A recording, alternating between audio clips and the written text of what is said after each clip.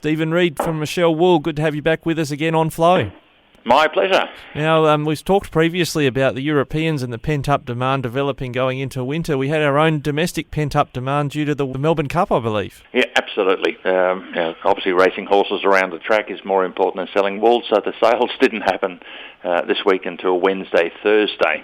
But nevertheless, we sold a bucket load of wool, and things go on.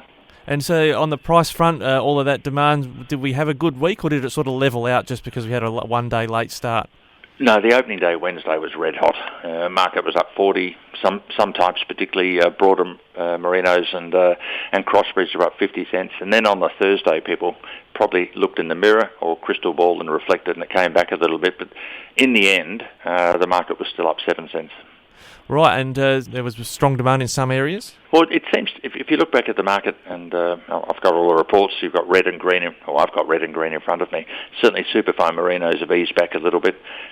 Certainly anything with low tensile strength and poor yields were struggling.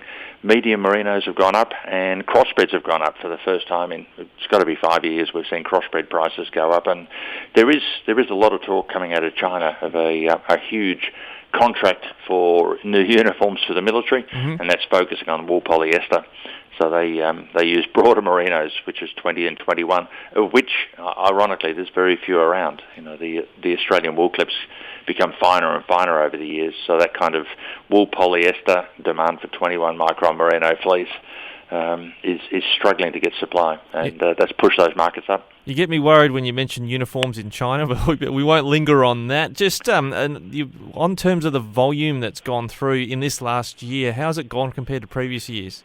Oh, we're well up. In actual fact, the amount of wool that's actually been sold, and quite a bit's been passed in because growers aren't happy with prices, but we're probably 25% up in terms of bales. I guess 24.8% to be specific, but well up in terms of what we sold year on year for the season. And is that looking likely to continue next week? What's listed for auctions next week? Well, next week is a smaller sale. There's only 39 being offered. That'll probably reduce to probably 37 or 38 over the weekend. More than likely, with the currency down a little bit, we'll see a pretty solid week. But that word we used last week, I think you used wobbly, or maybe I used wobbly. I think you said it was the technical term. It's a technical term, but let's translate that. Volatility is going to be with us. Anything can happen, but it's more than likely to be a solid week. Europeans have worked out just-in-time buying doesn't work, so they're stepping in, and even China exporting to Europe and buying from here.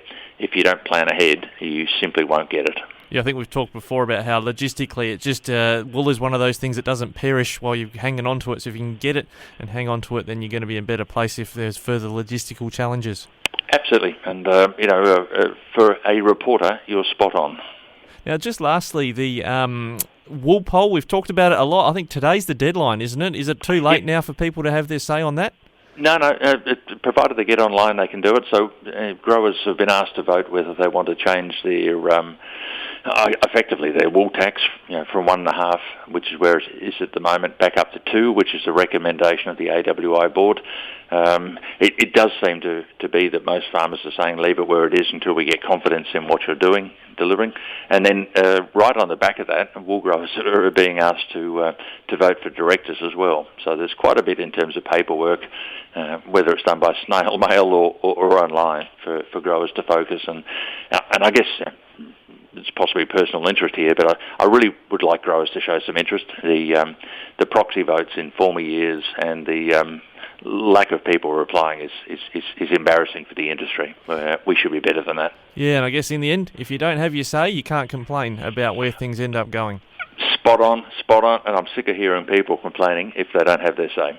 Well, Stephen Reid from Michell Wool, always good to catch up with you. We'll see what's happening in the wool market next week with you. Thanks again. Thanks for the opportunity. Keep well.